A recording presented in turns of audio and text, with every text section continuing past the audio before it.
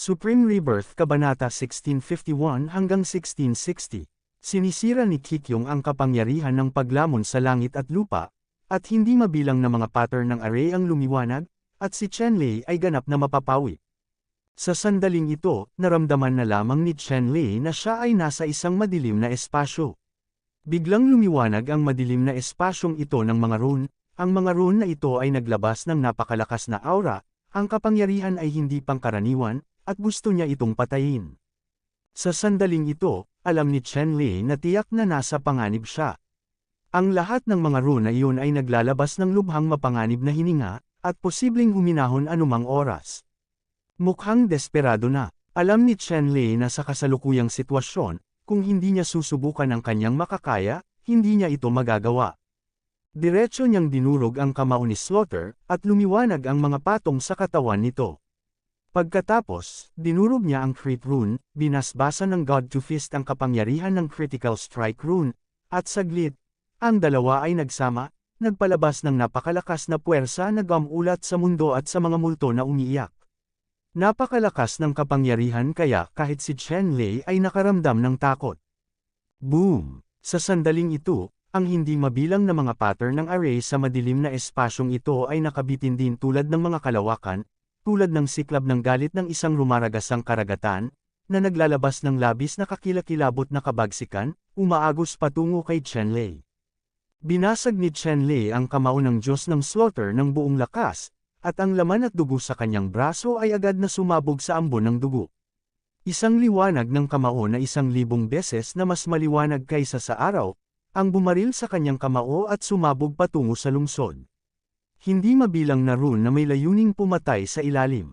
Ang kapangyarihan ng kamao ng Diyos ng Massacre at ang mga bumabagsak na rune ay parang mga kalawakan na nagbabanggaan sa isa't isa.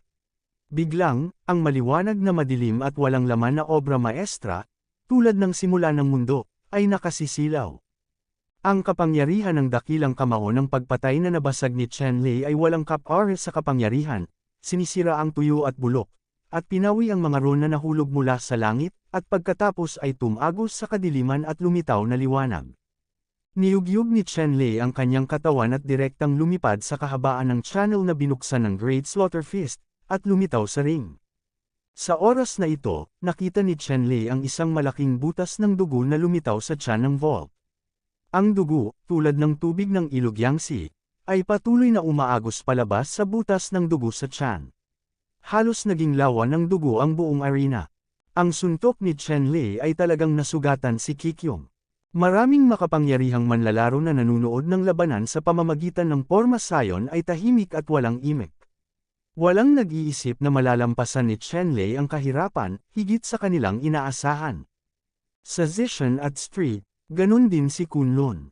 Hindi ko inasahan na malalagpasan ni Chenlei ang supernatural na kapangyarihan ng lupa na lumalamon sa langit.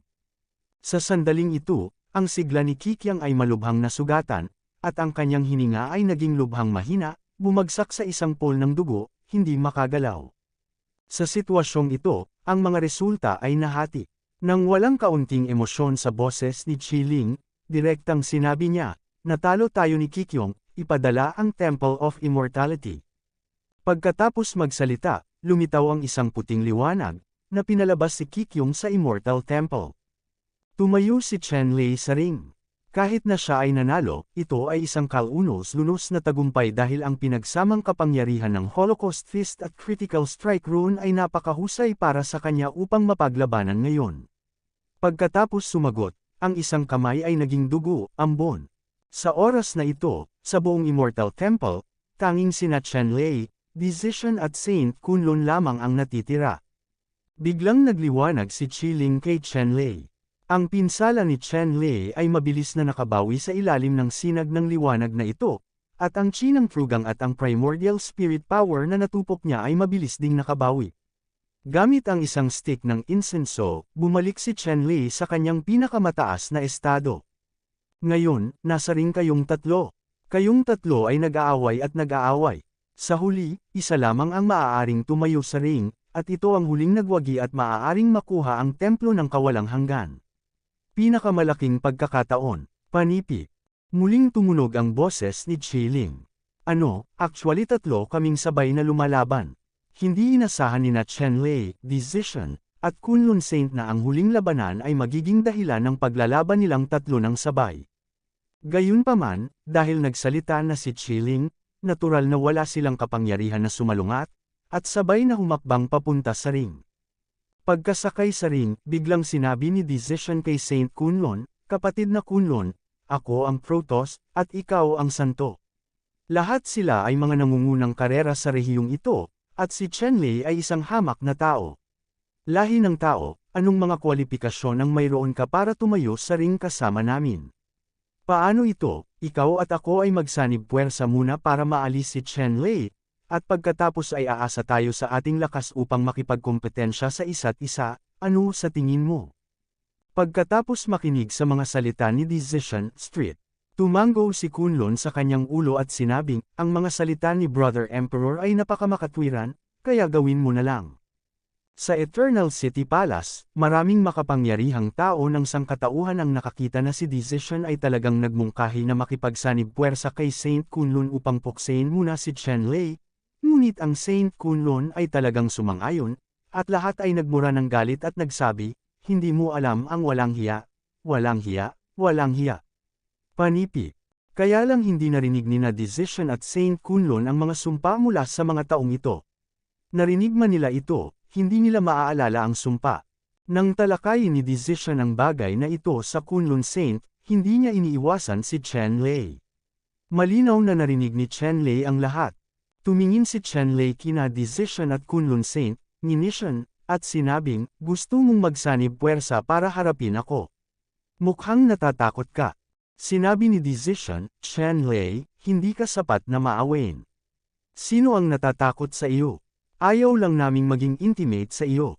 Aalisin ka namin bilang isang spoiler ng maaga, upang ang Kunlun Saint at ako ay makapag-concentrate sa mapagpasyang labanan. Ang mananalo ay matutukoy." Panipi. Mukhang napakataas, ngunit sa tingin mo ba ay maniniwala ako sa kadahilanang ito? Mahinang sabi ni Chenlei. Maniwala ka man o hindi, Chenlei, kung natatakot ka, magkusa ka na tanggalin ang singsing, at makakaligtas ka pa ng kaunting mukha. Kung ikaw ay matalo sa amin ni San Kunlun, ikaw, ang mukha ng unang tao sa walang hanggang lihim, natatakot akong hindi ito maitago. Malamig na sabi ni Decision. "It won't bother to worry about it. Iniisip mo pa rin, pag natalo kayong dalawa sa akin, anong mukha nyo?" Mahinahong sabi ni Chenlei. "Ito ay imposible," direktang sinabi ni Decision.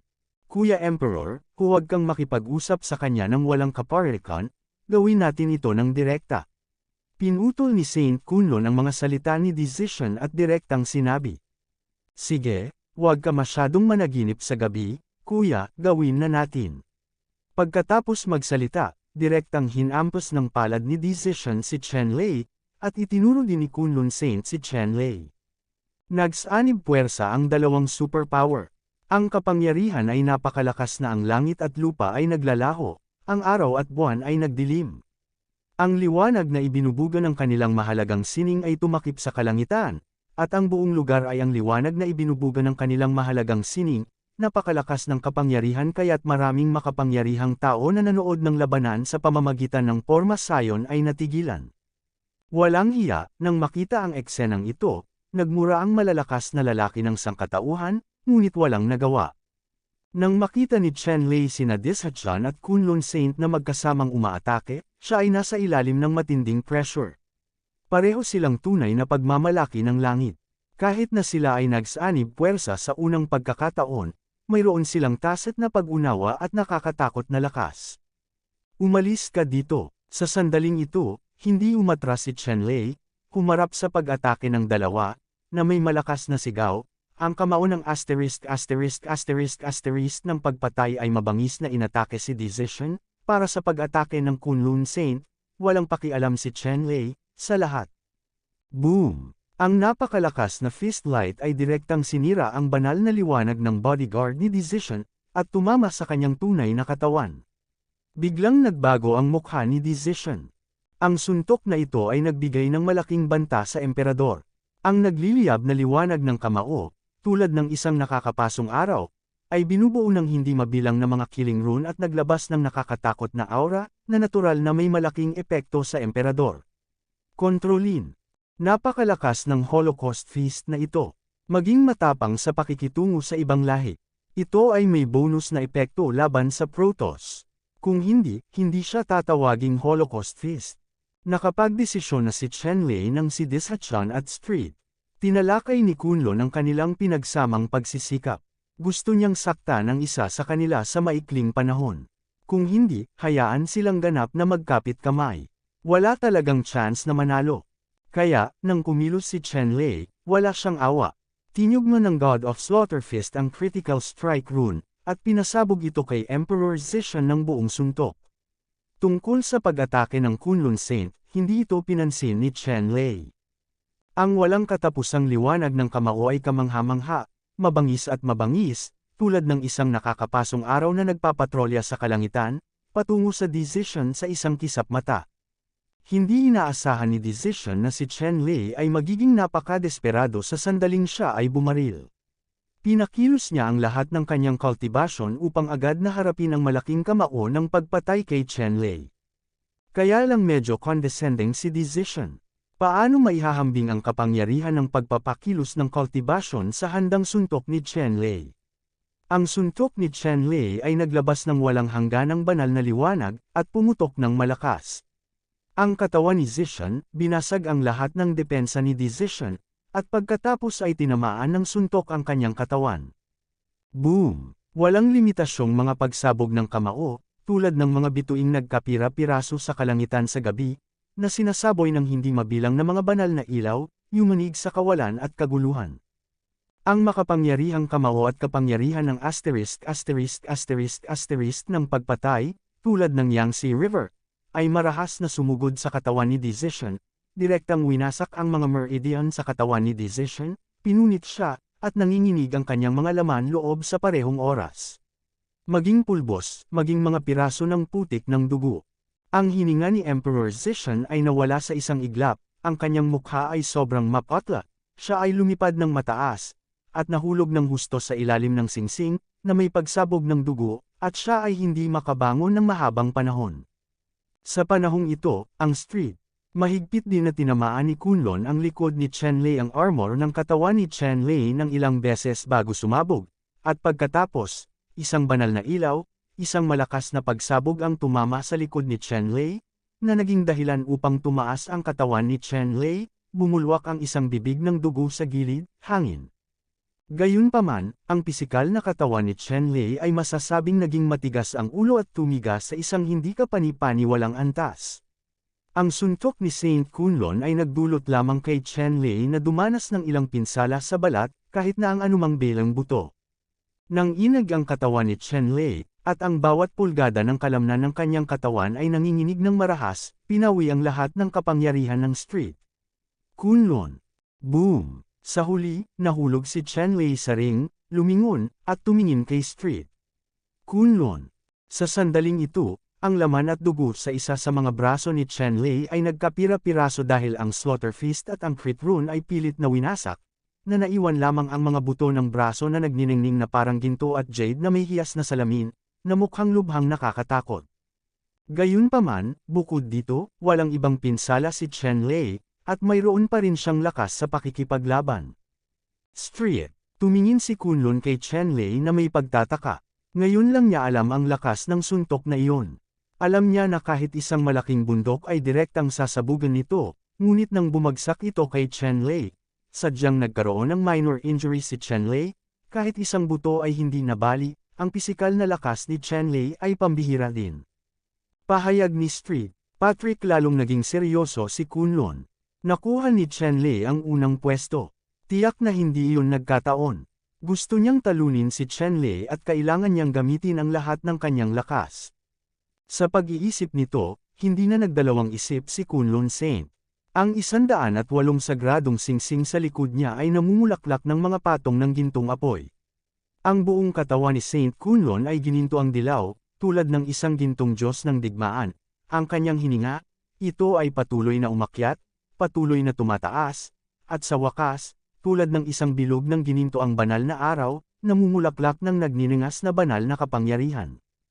Patayin! Dila ni San Juan si Kunlun ay umungal, sumabog sa hangin, sumisigaw, lumalakas ang hangin.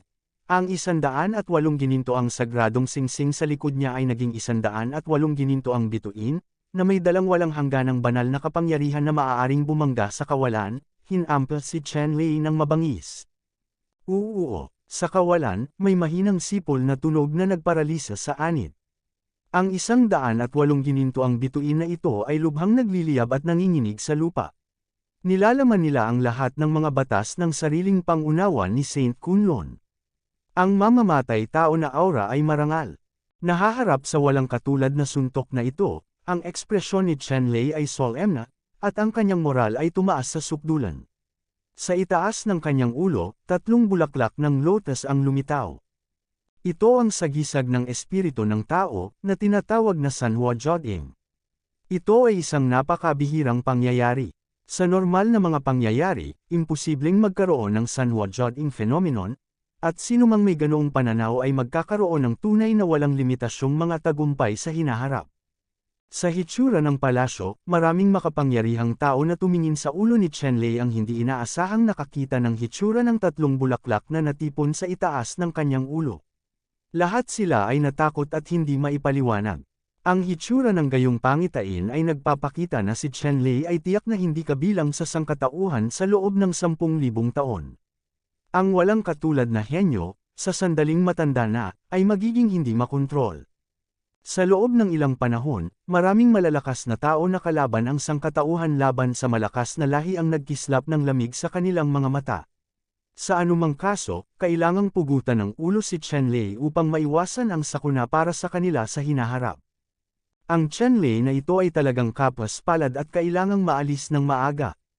Isang elder ng Liao clan, na ganap na nagniningning na may berdeng gintong kinang, ay napakalakas, makapangyarihan, at makapangyarihan. Sa sandaling ito, namumungay ang kanyang mga mata, tumingin kay Chen Lei, na may pangitain na kumukuha ng 3 bulaklak, at mahinang bamulong. Ito si Chen Lei, huwag na huwag kang tumira. Ang malaking pilak na lobo ay nakatayo sa kawalan, na may siksik na pilak na banal na liwanag na dumadaloy sa kanyang katawan, at isang mabangis na liwanag ang kumislap sa kanyang mga mata. Ang ibang malalaking tsuper ay may ganyang kaisipan. Sa loob ng ilang panahon, ang Imperial Court ng Immortal City ay lubhang malupit. Maraming makapangyarihang tao ng human race ang natural na nakadarama ng layuning ito ng pagpatay. Lahat sila ay nakatutok kay Chen Lei, at sila ay labis na nag-aalala. Hindi madali para sa human race na magmukhang walang kapantay na mayabang, at talagang nakakaligtaan ito ng napakaraming makapangyarihang tao. Ang mga taong ito ay hindi maiwasang mag-alala tungkol sa magiging kapalaran ni Chen Lei. Sa sandaling ito, sa singsing, si Chen Lei, sa pagkakataong ito, ay direktang naging isang maningning na kataas-taasang espada, at ang 3 bulaklak ng lotus sa itaas ng kanyang ulo ay napalitan din ng Sandao Qingqi, na isinama sa espada. Ang nakakatakot na layunin ng espada ay agad na nawasak, ang liwanag ng espada ay parang isang nakakatakot na agos, na nagwawalis sa lahat ng direksyon. Sa katawan ng espada, ang mga rune ay nagbabadyang, at makikita mo pa ang mga porma sayo na nakatatak sa katawan ng espada. Ito ay kombinasyon ng pamamaraan ni Chen Lei ng pagsira sa katawan ng mga Diyos, at kasabay nito ay ang pagkintal ng malalim na kahulugan ng henyo ng pagpatay. Pagkatapos lumaban ni Chen Lei kay Ren Wang, minsang binigyan ni Ren Wang si Chen Lei ng mungkahi na si Chen Lei ay dapat na sa wakas ay umiwas sa sarili niyang paraan. Sa katunayan, si Chen Lei ay nagsumikap sa direksyon na ito, ngunit siya ngayon ay hindi na niya kayang gumawa ng sarili niyang mga bagay. Ngunit pinagsama niya ang lahat ng ito kung gusto niyang gumawa ng sarili niyang mga bagay, kailangan muna niyang pagsamahin ang mga alam na niya. Ang Great Slaughter God Technique at ang Divine Sword Body Technique ay ang pinakamalakas na diskarteng pinagkadalubhasaan at nilinang niya. Kaya naman, nakaisip siya ng paraan para pagsamahin ang dalawang hanay ng mga diskarteng ito. Siyempre hindi magiging maayos ang trabaho, ngunit may ilang for the earth na karanasan. Ito ay paunang integrasyon lamang, at ang kapangyarihan ay pambihira na. Sa makatuwid, sa pagkakataong ito, direktang ginamit ito ni Chen Lei kapag kaharap ang Kunlun Saint. Gusto kong makita kung gaano kalakas ang Dao Fruit na naintindihan ko sa panahong ito sa aktwal na labanan. Hoy! Ang liwanag ng espada ay parang isang banal na bahaghari, na tumatagos sa mga gintong bituin na nabuo ng 108 sagradong singsing na lumipad pababa. Biglang, ang gintong liwanag ay parang ulan, ang ningning ng espada ay parang bahaghari, pinutol ang lahat ng 108 gininto ang bituin sa kalahati, ginagawa silang gininto ang liwanag at ulan, na sumasakop sa buong arena. Isang sigaw ang dumating, at ang mukha ng Kunlun Saint ay naging pangit. Ang 108 banal na singsing na ito, masasabing kultibasyon ang kanyang tinitirhan sa buong buhay niya, at ngayon ay nawasak siya ng espada ni Chen Lei. Masasabing nasayang ang lahat ng pagsasanay sa paglilinang sa kanyang buhay. Matapos ang mga bituin na nabuo mula sa 108 sagradong singsing ay basagin ng espada ni Chen Lei, ang hininga ni Street. Mabangis na bumaba si Kunlun, tulad ng isang matandang lalaki sa kanyang namamatay na mga taon, nang walang kahit katiting na sigla, halos parang nabuhay siya. Sa wakas average. Sa oras na ito, direktang ipinakita rin ni Chen Lei ang kanyang tunay na katawan, ang kanyang buong katawan ay natatakpan ng mga bitik, tulad ng mga pira-pirasong porselana na malapit ng masira, ang dugo ay patuloy na tumutulo mula sa mga bitik. Ito ang unang pagtatangka ni Chen Lei na pagsamahin ang God of Slaughter Art sa Divine Sword Body. Ang kanyang pisikal na katawan ay hindi ganap na nakayanan ang napakalawak na kapangyarihan ng pagsasanib ng dalawa, at siya ay nakagat din ng ilang mga backlashes. Ngunit ang kalagayan ni Chen Lei ay mas mabuti kaysa sa Kunlun Saint. Sa oras na ito, ang Kunlun Saint ay walang anumang lakas sa pakikipaglaban, ngunit si Chen Lei ay nakapagpakita pa rin ng 70% o kahit na 80% ng kanyang lakas sa pakikipaglaban. Boom! Sinipa ni Chen Lei si Street. Kunlun mula sa ring, tinatapos ang labanang ito. Si Chen Lei Sheng, Saint Kunlun at Emperor Zishan ay natalo. Tumunog ang boses ni Qi Ling, pagkatapos ay pinalabas ng dalawang puting ilaw sina Emperor Zishan at Saint Kunlun palabas ng Immortal Temple. Wow! Ang labas ng mundo, maraming makapangyarihang tao na nakakita ng resultang ito ay nagkakagulo. Maraming makapangyarihang tao ng sangkatauhan ang likas na nasa sabik at nagmamalaki. Kaya nilang talunin ang dalawang Diyos ng mga Diyos at santo gamit ang sarili nilang lakas. Ito ay bihirang mangyari sa kasaysayan ng tao. Si Chen Lei ay naging isang lahi ng tao, ipinagmamalaki. At ang mga matatanda ng Protoss at mga santo ay may malungkot na mukha. Sa mahalagang okasyon ng 10,000 Races Conference, si Emperor Zishan at Kunlun Saint ay parehong natalo at naging mga tal-unang general ni Chen Lei. Masasabing nawala sa kanila ang mukha ng mga Protoss at santo. Matapos gawin ang lahat ng malinis, ang Protoss and Saints ay naging katatawanan ng 10,000 karera. Chen Lei. Sa sandaling ito, si Chen Lei, ilang matatanda ng mga banal at Protoss, ay nagngangalit ng kanilang mga ngipin sa puot, na gustong durugan ang katawan ni Chen Lei. Gayunpaman, ngayong nakakuha na ng maraming atensyon si Chen Lei, natural na hindi sila nang ahas na kumilos laban kay Chen Lei sa ilalim ng ganoong mga pangyayari, ngunit hindi sila kailanman magpapakita ng awa kung magkakaroon sila ng pagkakataon sa hinaharap.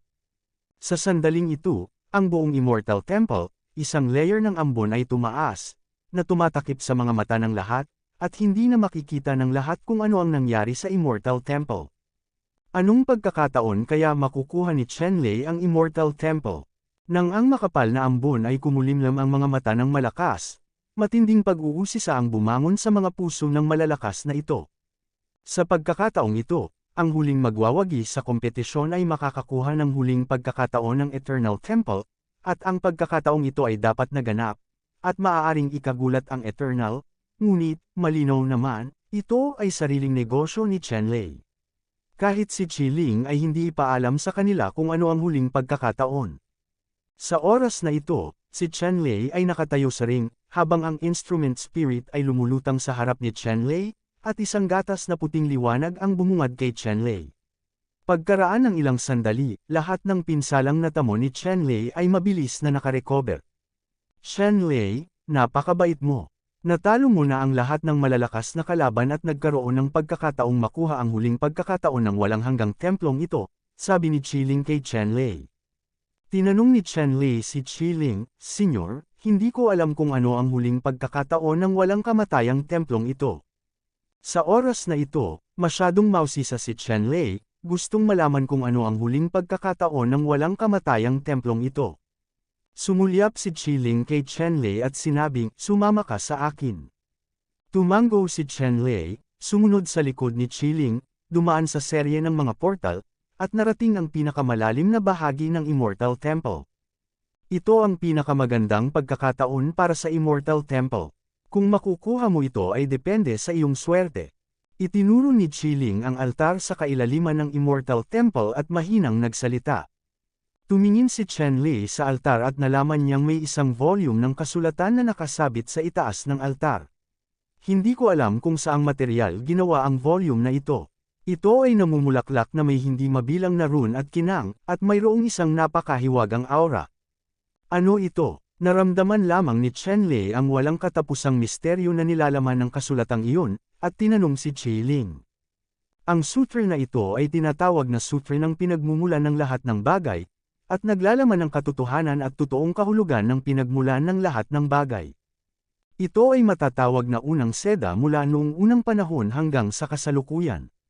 Gayunpaman, ang volume na ito ng The Sutra of the Origin of All Things ay ang unang scroll lamang. Ang gitnang reel ay nasa gitnang kaharian, at ang ilalim na reel ay nasa itaas na kaharian. Kung makukuha mo ang pag-aproba ng mas mababang scroll ng Source Silk ng lahat ng bagay, kung gayon ang pagkolekta ng Middle Scroll at Lower Scroll ng lahat ng Source Silk sa hinaharap ay isang misyon na hindi mo maaaring tanggihan. Handa ka bang gawin ito? Panipi. Tumango si Chen Lei at nagsabi, payag ako. Sinabi ni Qiling, sa kasong ito, pumunta sa altar para tingnan kung makukuha mo ang volume na ito ng Source Sutra of All Things. Ano ang kailangan kong gawin? Tanong ni Chen Lei kay Qiling. Wala kang kailangang gawin, kailangan mo lang pumunta sa pinagmulan ng lahat ng bagay at iwanan ang iyong mga iniisip, sabi ni Qiling kay Chen Lei. Tumango si Chen Lei, naghahanda na maglakad patungo sa altar kung saan naroon ang Source of All Things. Sa sandaling ito, isang biglaang pagbabago ang naganap, at isang black magic light ang lumitaw malapit kay Chen Lei nang wala sa hangin, at sinampal ng palad si Chen Lei. Boom! Sa malakas na ingay, hindi inaasahan ni Chen Lei na aatake siya rito. Nang masampal siya nitong palad ay lumipad siya palabas at napasandal sa dingding. Sino yun? Sa sandaling ito, naroon ang galit na boses ni Qiling, at hindi inaasahan ni Qiling na ang ganitong pagbabago ay magaganap sa immortal na templong ito. Pagkatapos nito, diretsyong tumingin si Qiling kay Chen Lei. Ahem, si Chen Lei ay umubo ng ilang subo ng dugo bago siya tumayo at seryosong tumingin sa black magic light. Sa sandaling ito, sa gitna ng black magic light, isang matangkad na figure ang lumitaw, at sa tabi ng matangkad na figure na ito, mayroon ding isang magic figure na lumulutang sa hangin. Ikaw iyon, demonyo. Matapos makita ang figure ng demonyo na lumulutang sa hangin, nagpakawala ng takot at galit si Qiling. Bakit ka nagpakita dito? Hindi makapaniwalang tumingin si Qiling sa demonyo at malakas na sinabi. Jia, kakaibang tumawa ang demonyo, at sinabing, paanong wala ako rito? Ngayon, lalamunin kita ng buo at pamamahalaan itong walang hanggang templo, gaya ng para sa taong ito, lahi, nagkataong kinuha ng aking Panginoon. Sa ganitong paraan, maaari tayong pumasok sa gitnang domain at baligtarin ang gitnang domain. Wawalisin ng aking angkan ng demonyo ang buong gitnang domain at ang buong mababang kaharian. Maging ang langit at ang buong kalikasan. Panipi. Walang katapusang kabaliwan ng boses ng Diablo. Matapos magsalita ang Diablo, ito ay naging isang itim na ilaw at sumugod patungo sa espiritu ng instrumento. Sa isang kisap mata, ang espiritu ng instrumento at ang demonyo ay nasangkot sa isang matinding labanan. Hindi na kontrol ni Chen Lei ang espiritong Qi. Sa immortal na templong ito ang lugar ng espiritong Qi. Bagamat tila napakalakas ng Diablo, hindi nag-alala si Chen Lei sa espiritong Qi. Siyempre, hindi niya pwedeng madamay ang dalawa sa away nila. Ibinaon ni Chen Lei ang kanyang tingin sa malakas na lalaki na tinawag na master ng mga demonyo. Ang malakas na lalaking ito ay nasa anyo ng tao, mga 2 metro at 45 metro ang taas, na may siksik at maitim na kaliskis na tumutubo sa kanyang katawan, na natatakpan ng masama, madilim at malamig na hininga. Perpekto ang hitsura ng malakas na lalaking ito. May golden ratio siya sa buong katawan, at walang kapantay ang mukha niya. Gayunpaman, mayroong isang pares ng mga sulok sa tuktok ng kanyang ulo, na nagpapahiwatig na siya ay malinaw na hindi tao. At ilang itim na ilaw ang sumikat, sa tabi ng malakas na lalaking ito, ilang malalakas na lalaki ang lumitaw, nakasuot ng itim na baluti, bawat isa ay naglalabas ng malakas na hininga. Panginoon, kung hindi ka naaabala ng mga kilalang tao na gawin ito, hayaan mo kaming tapusin ito. Ang malalakas na lalaking ito na nakaitim ay direktang humingi ng mga tagubilin. Ang malakas na lalaki na iginagalang bilang isang may sapat na gulang ay nagwagayway ng kanyang kamay at mahinang nagsabi, "Sige, gawin mo, gusto kong mabuhay." Sa tono ngayon, si Chen Lei ay ganap na hindi nakikita, at si Chen Lei ay itinuturing na bilang isa sa kanyang sariling biktima. Tiningnan ni Chen Lei ang malalakas na lalaking nakasuot ng itim na baluti, at naalala na nang dumating siya sa immortal na templong ito, may isang malakas na lalaking nakasuot ng itim na baluti na minsang hamarang sa daan ng lahat ng malalakas na lalaki, at sa wakas ay napatay niya. Ang malakas na lalaki at ang ilang malalakas na lalaki sa kanyang harapan ay pare-pareho ang pananamit, maging ang ugali ay pareho. Ilang powerhouses na nakasuot ng itim na baluti, pagkatapos makakuha ng pahintulot mula sa mga matatanda, isa-isang tumalon at pinatay si Chen Lei ng mabangis. Sa isang sandali, ang itim na liwanag ay nagtagal, nakamamatay na aura ay tumagos, ilang mga espada ng liwanag na kasing kapal ng mga bundok, na lamalas patungo kay Chen Lei. Naghahanap ng kamatayan. Sa harap ng makapangyarihang mga taong ito na hindi kilalang pinanggalingan, si Chen Lei ay hindi nagtago ng bakas ng kanyang kamay. Sa nakakasilaw na liwanag ng espada sa kanyang katawan, direktang nabangga niya ang liwanag ng espada na nadurog at napatay. Hoy! Tumunog ang tunog ng espada, at nawala ang itim na liwanag ng espada sa kalangitan. Pagkatapos, ang kawad ng espada ay tumawid na parang kidlat. Pagkaraan ng ilang sandali, ang itim na ambon sa kalangitan ay nawala, at ang malalakas na lalaking ito na nakaitim ay nakatayo sa lugar, hindi ka panipaniwalang, sa kanilang mga leeg, may mga marka ng espada na daan-daang beses na mas manipis kaysa sa kanilang buhok. Sa isang kisap mata, ang marka ng espada na ito ay mabilis na lumawak, at ang mga ulo ng ilang malalakas na lalaki na nakasuot ng itim na baluti ay biglang gamulong pababa, at daan-daang metro ng itim na dugo ang bumulwak mula sa kanilang mga leeg. Sa isang galaw, pinutol ni Chen Lei ang ulo ng ilang malalakas na lalaking nakaitim. Ang matanda na may itim na kaliskis ay biglang sumambulat sa walang katapusang galit sa kanyang mga mata. Ang lahat ng kanyang mga nasasakupan ay maingat niyang pinili. Sinusundan nila ito sa buong taon at nagsilang ng mga patay na elite. Nakagawa na siya ng hindi mabilang na heroic military exploits, pero hindi niya inaasahan na papatayin siya ni Chen Lei dito. Lahi ng tao, naghahanap ng kamatayan. Binaril ng matanda ang 2 malamig na ilaw sa kanyang mga mata, at ang kanyang figure ay kahawig ng kuryente. Binatukan niya si Chen Lei at sinampal ng isang palad si Chen Lei. Malas. Ikinumpas ni Chen Lei ang kanyang palad upang salubungin siya, at nabangga ang palad ng nasa hustong gulang na ito, gumawa ng malakas na ingay tulad ni Hong Zhongdalo, at in-upload ang walang katapusang kapangyarihan mula sa palad ng kalaban, na naging dahilan ng pagkabulol ni Chen Lei nang hindi sinasadya. Umalis ito ng 12-dosenang hakbang pabalik. At tumingin si Chen Lei sa matanda at nalaman niyang umaatres din siya. Ang pinong itim na kaliskis sa kanyang katawan ay hindi napigilan ang pagbukas at pagsara, na natunaw ang malaking kapangyarihan mula sa mga kamay ni Chen Lei. "Oy, ang sarap kunin ang palad ko." Nagulat na sabi ng matanda nang makita niyang buo ang palad ni Chen Lei. "Masyadong mataas ang tingin mo sa sarili mo. Ang pagkuha ng palad mula sa iyo ay hindi maganda." Sinabi ni Chen Lei na may malamig na nguso, ngunit palihim. Medyo natatakot din siya sa lakas ng nasa hustong gulang na ito. Ang malakas ay tila may walang katapusang kapangyarihan sa kanya, at kinailangan siyang harapin ni Chen Lei ng maingat. Kung ito ang kaso, subukang muli. Matapos marinig ang mga salita ni Chen Lei, nagpakita ng bakas ng galit ang nasa hustong gulang na ito.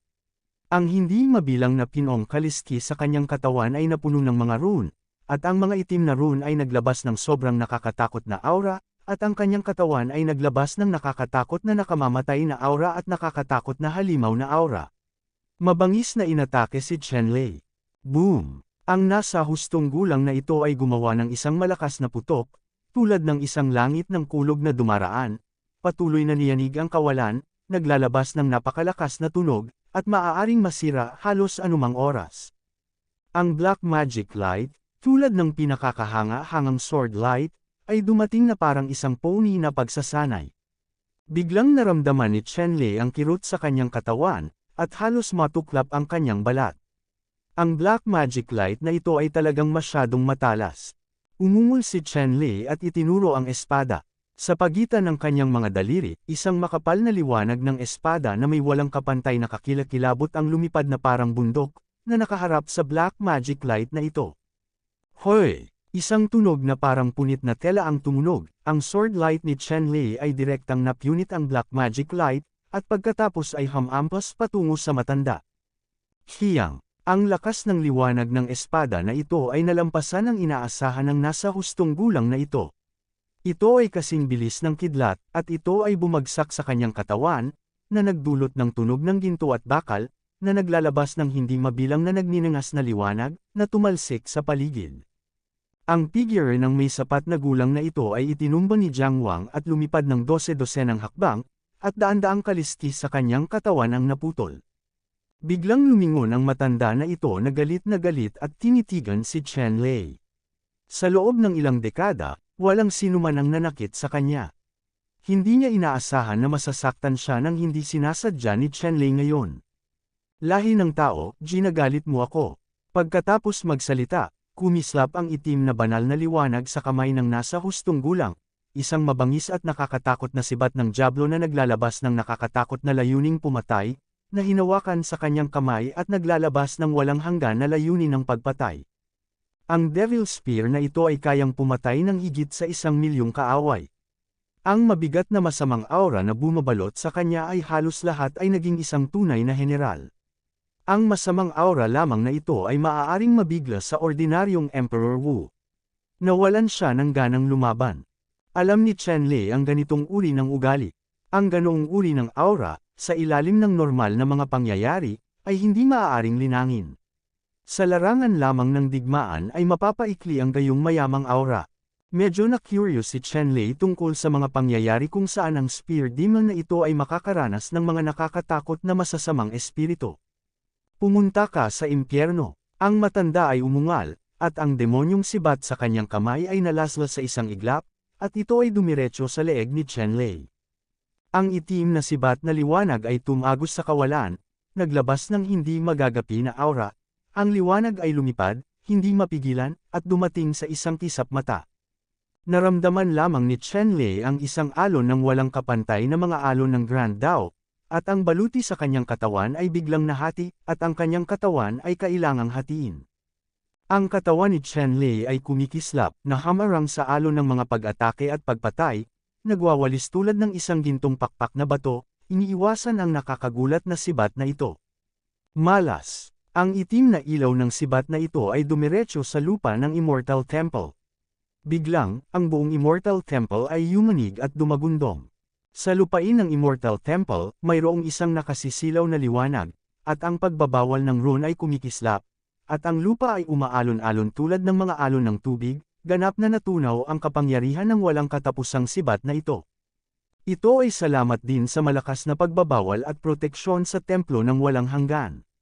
Kung ito ay nasa labas, ang kapangyarihan ng sibat na ito ay tiyak na maaaring magwasak ng mga lungsod, magwasak ng malalaking bundok, at mahati pa ang araw at buwan, na may malaking kapangyarihan.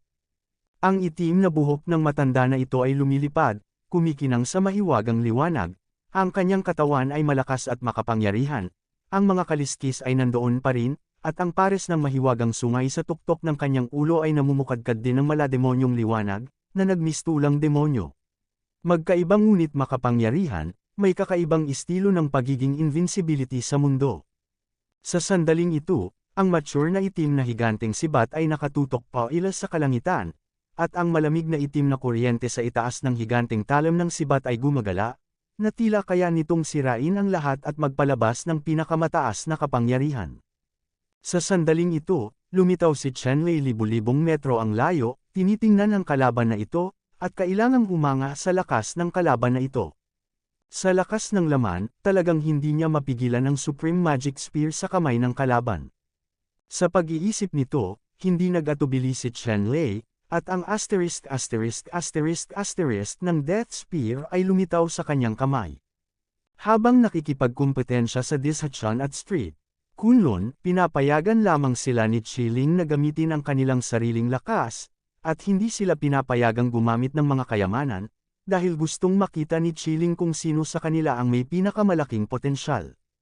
Pero ngayon iba na, ito ay isang labanan sa buhay at kamatayan. Hindi alam ng kalaban na ito kung paano lusubin ang walang kamatayang templong ito. Sa pagitan nila, ito ay hindi isang kompetisyon sa arena, ngunit isang labanan sa buhay at kamatayan. Siyempre, gagawin nila ang lahat. Sa sandaling lumitaw ang Slaughter God Spear, isang pagkabigla ng nakamamatay na aura ay biglang tumaas sa kalangitan. Ang mapusok na nakamamatay na aura na ito ay hindi lamang nagpasimangot ng bahagya sa mga matatanda, ngunit maging ang mga demonyong lumalaban na espiritu ay naramdaman din ito.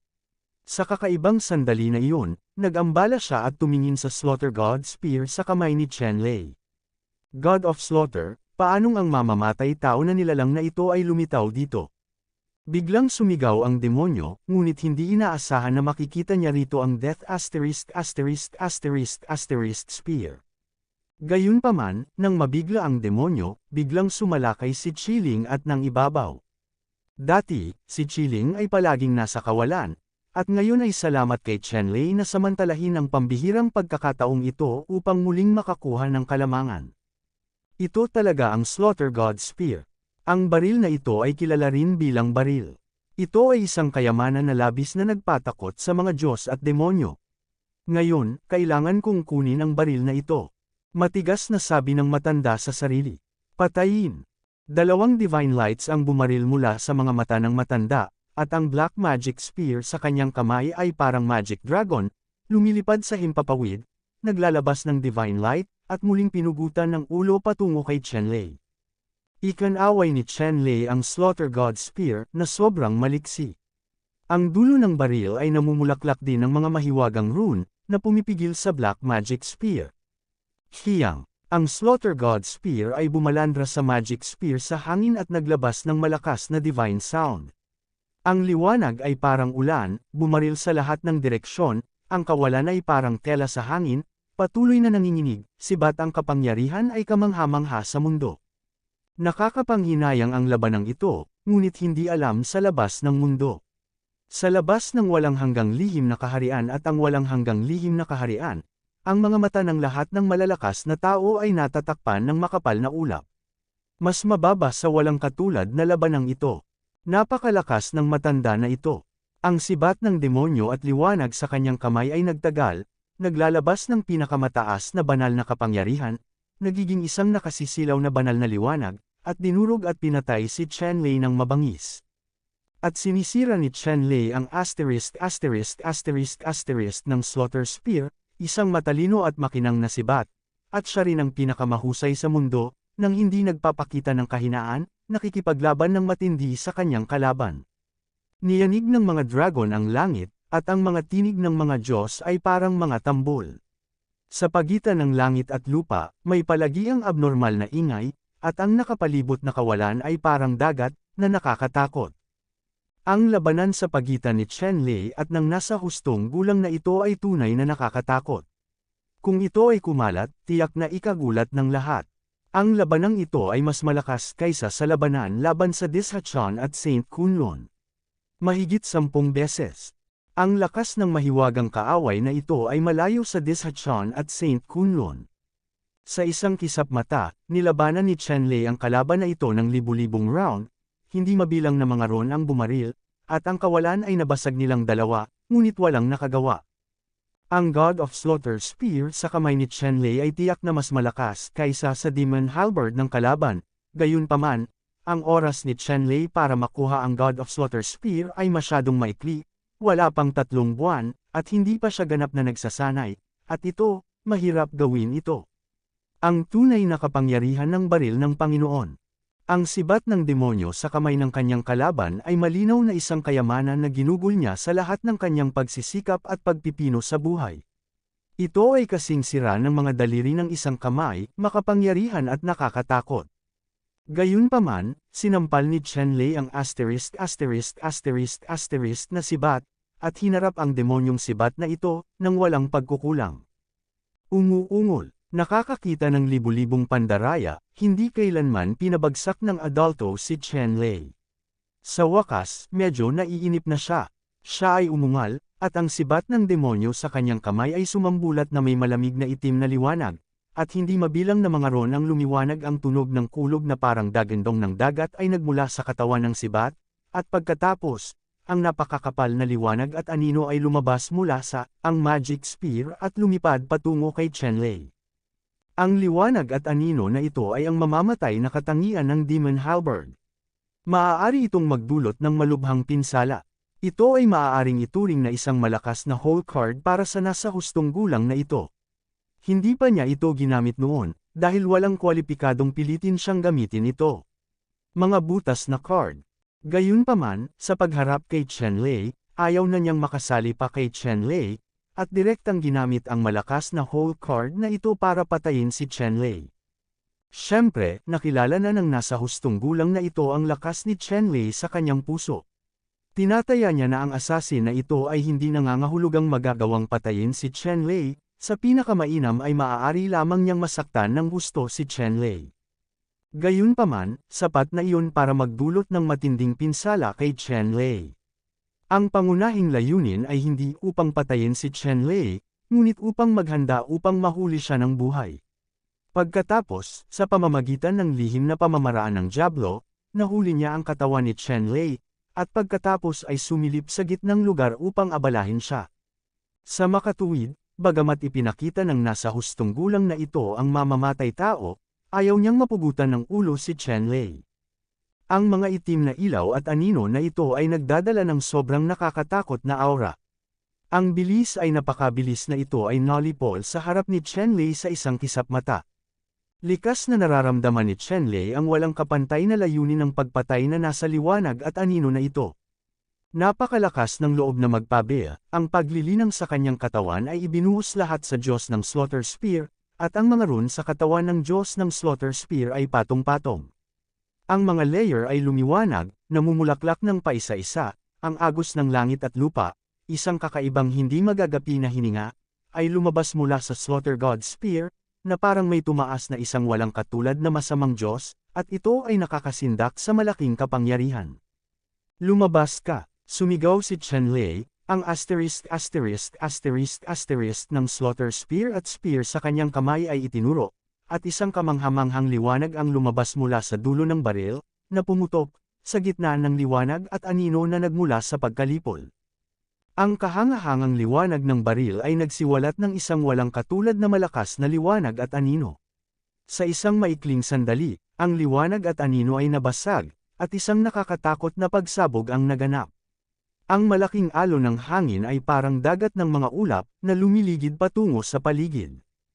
Ang nasa hustong gulang na iyon, na may napakalakas na mamamatay tao, ay hindi lamang nabigo na patayin si Chen-Lei, ngunit nabigo rin itong gawin at nasugatan pa ang kanyang katawan. Galit na galit ang matanda. Hindi niya inaasahan na ganoon kahirap si Chen-Lei. Sa isang dagandong, handa siyang umatake muli. Isang malakas na pagbabago ng aura ang namumuo sa kanyang katawan. Gayunpaman, sa sandaling ito, ang nasa hustong gulang ay biglang nakaramdam ng matinding hininga mula sa ilalim ng kanyang mga paa. Ibinaba niya ang kanyang ulo, only to see his calf, hindi niya alam nang bigla siyang nabalot ng crystal clear sheen na naglabas ng napakatalim na hininga.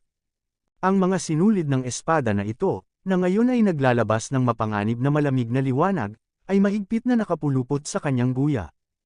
Hindi maganda. Ang magaling na lalaking ito ay may masamang pakiramdam na gusto lang niyang sirain ang pamamaraan at basagin ang sword cable na ito. Itong sword cable ang nagparamdam sa kanya ng takot.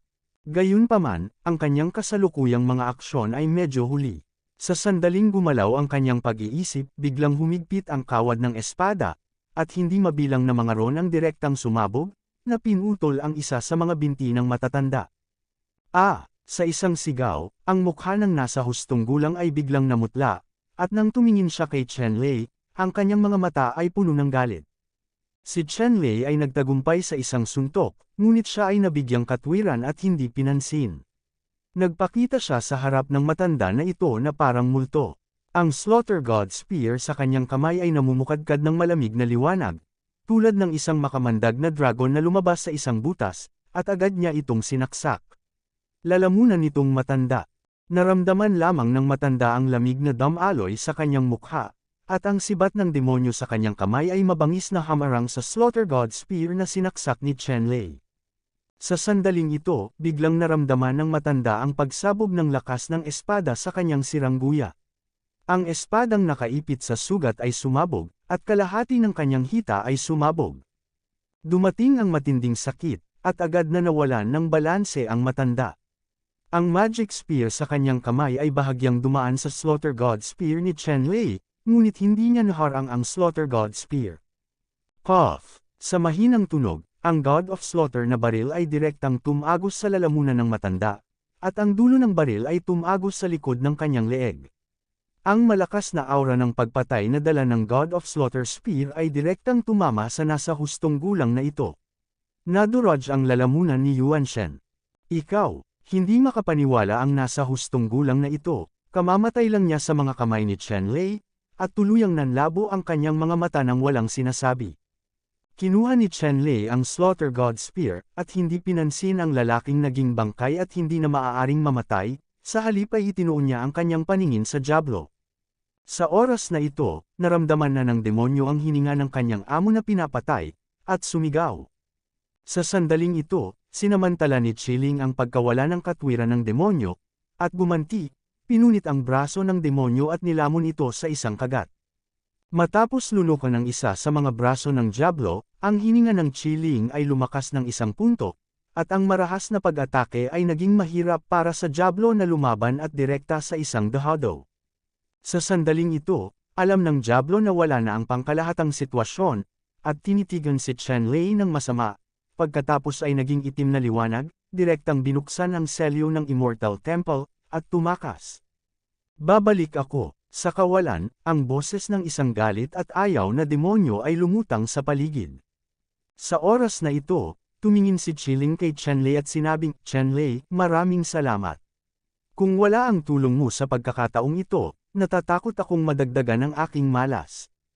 Kinaweyan ni Chen Lei ang kanyang kamay at sinabing, Senyor, napakagalang mo. Wala akong masyadong naiambag, bukod doon, sinusubukan ko ring protektahan ang sarili ko. Siya nga pala, Senyor, kakaiba ang pinanggalingan ng demonyong ito at ng amo nito, hindi ko alam, saan sila galing. Panipik. Sinabi ni Chiling, ang mga taong ito ay mga demonyo ng Demon Earth. Ano, ang mga demonyong iyon, nang ahas silang pumunta sa gitnang domain. Tanong ni Chen Lei. Ano ang hindi manggahas? Ang mga inapo ng mga demonyo ay tumitig sa Central Region sa loob ng maraming taon, at ang puso ng pagsalakay sa Central Region ay walang hanggan. Ngayon, makakarating na talaga siya sa walang kamatayang templong ito. Tila napakabilis na umunlad ang bloodline ng demonyo sa paglipas ng mga taon. May posibilidad na malapit nang dumating ang sakuna. Panipik. Sinabi ni Chen Lei, ang Midtang Dynasty ay kasalukuyang puspusan, na may mga masters na lumalabas sa maraming bilang, kahit na ang mga demonyong ito ay pumunta dito, natatakot ako na hindi sila magsasamantala. Sinabi ni Chiling, umaasa ako, ngunit sa tuwing sumalakay ang mga inapo ng demonyo, ang buong Central Region ay dadaloy sa isang ilog, at ang mga nilalang ay mapapasok. Sa pagkakataong ito, natatakot ako na hindi ito magiging exception. Sa anumang kaso, Chen Lei, pagkatapos mong lumabas, dapat mong iulat ang bagay na ito kay Emperor Mingming at hayaan siyang magbigay ng higit na pansin. Panipik. Tumango si Chen Lei at sinabing, okay, naiintindihan ko. Muling sinabi ni Chiling, bueno, ngayon, maaari kang pumunta sa altar upang makita kung makukuha mo ang Source Sutra ng lahat ng bagay. Kung mayroon kang nakatakdang relasyon sa Source Sutra of all things, kikilalanan ka nito bilang isang master. Kung hindi kumikita, walang saysay na pilitin ito. Panipi. Sinabi ni Chen Lei, okay, susubukan ko ngayon. Pagkatapos magsalita, dumiretso si Chen Lei sa altar. Nag-aalala rin siya na magkakaroon ng maraming panaginip sa gabi, at mas madaling kunin ang pinagmulan ng lahat ng mga bagay sa kanyang mga kamay kanina. Hindi nagtagal, humakbang si Chen Lei sa altar, pagkatapos ay pumunta sa gitna ng altar, at nakita ang scroll ng Source of All Things.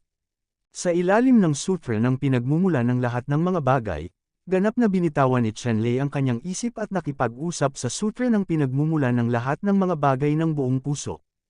Habang inilalabas ni Chen Lei ang kanyang mga iniisip, hindi mabilang na maliwanag na sinag ang sumilay sa noo ni Chen Lei. Unti-unti, ang pinagmumula ng lahat ng bagay ay naging hindi mabilang na rune at loops, lahat ay bumaha sa noo ni Chen Lei. Sa gitna ng kanyang mga kilay, pumasok siya sa soul sea ni Chen Lei. Sa ilang sandali, naramdaman lamang ni Chen Lei ang walang katapusang malalim na kahulugan na umiikot sa kanyang isipan. Ang pinagmula ng lahat ng mga bagay na ito ay mahiwaga at kinailangan niya ng ilang oras upang maunawaan bago niya ganap na may convert ang pinagmulan ng lahat ng bagay sa paglilinang. Sa oras na ito, nakita ni Chiling na kinuha ni Chen Lei ang pinagmulan ng lahat ng mga bagay bilang kanya ng napakadali, at tumanggo bilang kasiyahan. Mukhang si Chen Lei ang master ng Source of All Things, milyon-milyong taon, tumanggo siya bilang kasiyahan. Maraming namumukod tanging talento ang pumupunta rito at gustong kunin ang pinagmulan ng lahat ng bagay. Sa kasamaang palad, hindi sila kinikilala ng pinagmulan ng lahat ng bagay. Ngayon, madaling makilala si Chen Lei. Masasabing si Chen Lei tiyan iyon. Good luck! Binuksan ni Chen Lei ang kanyang mga mata at bumaba mula sa altar. Senior, kinikilala ba ako ng pinagmumula ng lahat ng bagay? Tanong ni Chen Lei kay Chiling. Oo, simula ngayon, magiging master ka na ng Sutra of the Source of All Things.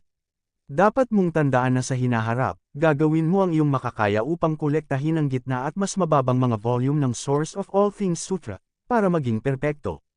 Panipi. Tumanggo si Chen Lei kay Chiling at sinabing, huwag kang mag-alala, Senior, kokolektahin ko ang lahat ng source scripture. Tumanggo si Chiling at nagsabi, mabuti yan. Ngayon, maaari ka nang umalis sa Immortal Temple. Ang pinakadakilang pagkakataon sa Immortal Temple ay nakuha mo. Gamitin mo na lang habang buhay, go. Pagkatapos magsalita, ikanaway ni Chiling ang kanyang kamay, at isang puting liwanag ang tumakas kay Chen Lei palabas ng Immortal Temple. Bago pa makapagsalita ng ilang salita si Chen Lei, naramdaman niya ang pagbabago ng liwanag at anino. Pagkatapos, nang muli siyang tumingin sa paligid, nagpakita siya pabalik sa Immortal Secret Realm.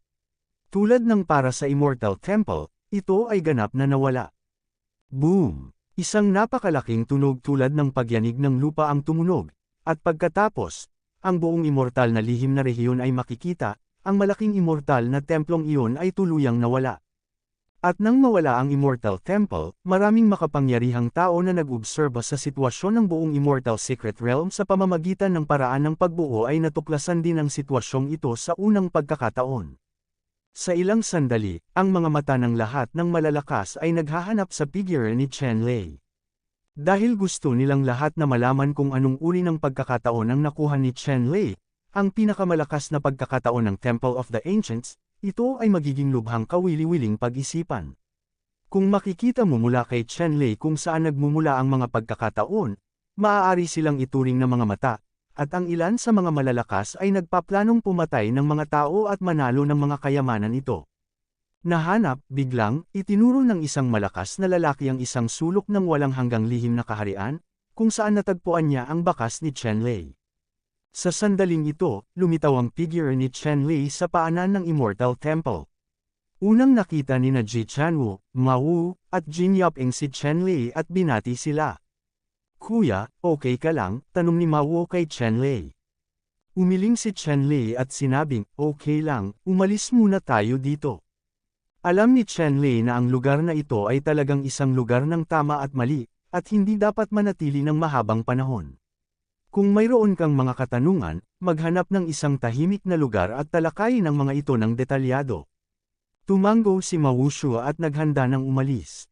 Sa sandaling ito, biglang lumitaw ang ilang Protoss powerhouses sa harap ni Chenlei at iba pa, na humaharang sa daanan ni Chenlei. Chenlei, talikuran mo ang pagkakataong nakuha mo sa Immortal Temple, kung hindi, huwag mo kaming sisihin sa pagiging hindi mabait. Panipi. Sa mga powerhouse ng Protoss na ito, ang tumungo, malamig na tumingin kay Chenlei, at sinabing Senador Ran. Bakit ko bibigyan ka ng pagkakataon? Tiningnan ni Chenlei ang makapangyarihang mga larawang ito ng may malamig na mga mata, at determinadong tumanggi. Dahil masyado kang walang pakialam sa papuri, huwag mo kaming sisihin sa pagiging walang malasakit.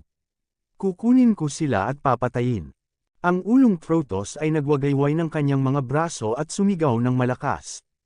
Boom! Saglit, maraming Protoss powerhouses ang nagtulungan, at ang langit na puno ng mga Shengxiron ay lumundag na parang galit na alon, na pinatay si Chenlei at ang iba pa.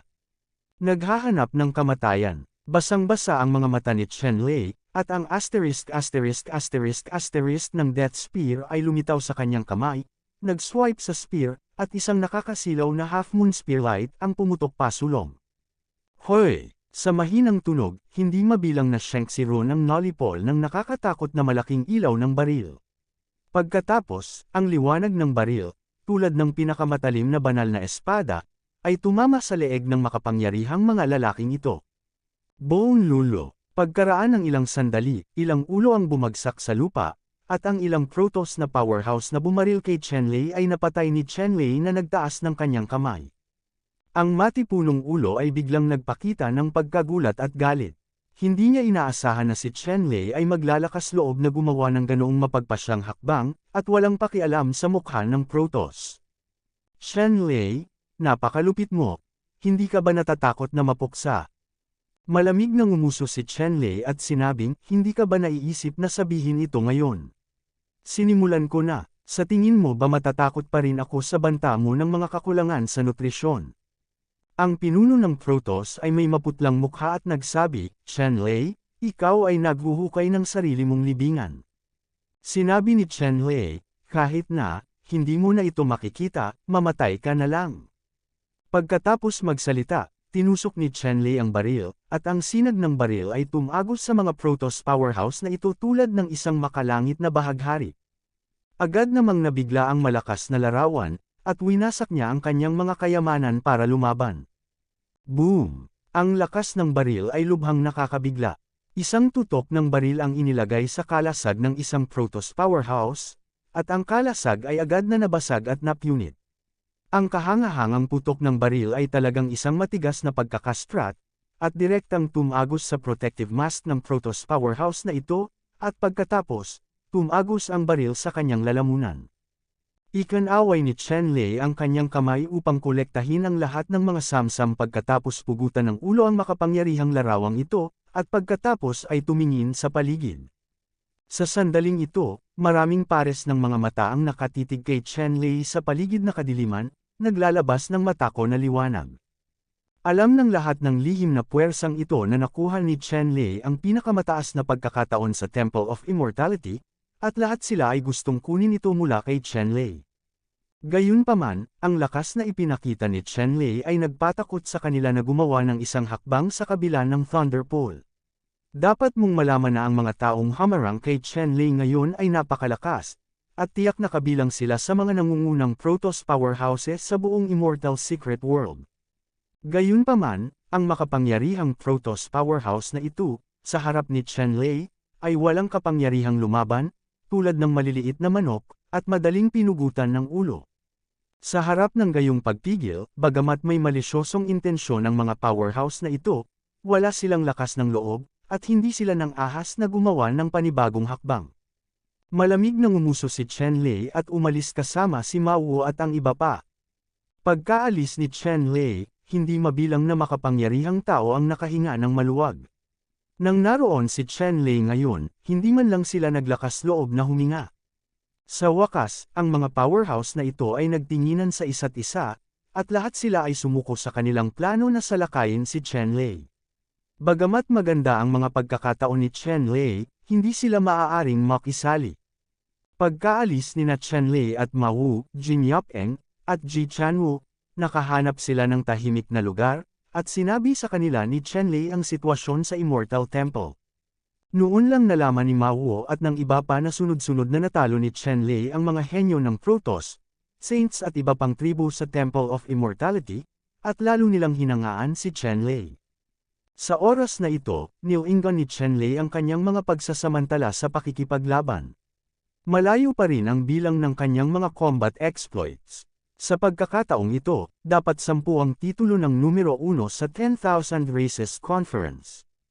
Sa kasalukuyan, ilang araw na ang nakalipas mula nang matapos ang 10,000 Races Conference. Sinira muli ni Chenlei ang Tianyan God Technique at hinuhusgahan ang kinaroroonan ni Baimenman. Sa hindi inaasahang pagkakataon, sa pagkakataong ito ay madali niyang nahulaan ang kinaroroonan ni Baimenman.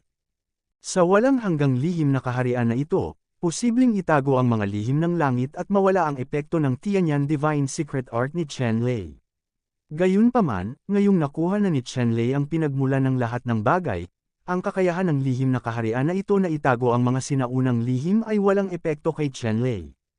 Matapos matukoy si Baimenman, mabilis na sumugod sina Chenlei, Ji Chanwoo at iba pa patungo sa Baimenman. Matapos ang mahigit kalahating araw sa kalsada, sa wakas ay nahanap ko na rin si Baimenman. Sa oras na ito, si Baimenman ay napapaligiran ng ilang mga kaaway, at pagkarating ni Chenlei at ng iba pa sa tamang oras, madali nilang pinugutan ng ulo ang mga kaaway na nakapaligid kay Baimenman at tinulungan si Baimenman na iligtas siya. Matapos tulungan si Baimenman na makaalis sa Kubkob, ginamit muli ni Chenlei ang Tianyan Divine Technique para malaman kung nasaan si Yunlinger, at pagkatapos ay marami sa kanila ang sumugod at sumama kay Yunlinger. Sa ngayon, si Chenlei at ilang mga tao sa wakas ay nagtipon sa Immortal Secret Realm. Pagkatapos, sa susunod na yugto ng panahon, sabay silang kumilos upang maghanap ng iba't ibang kayamanan at mga lihim na halamang gamot sa Immortal Secret Realm at umani ng marami sa kanila.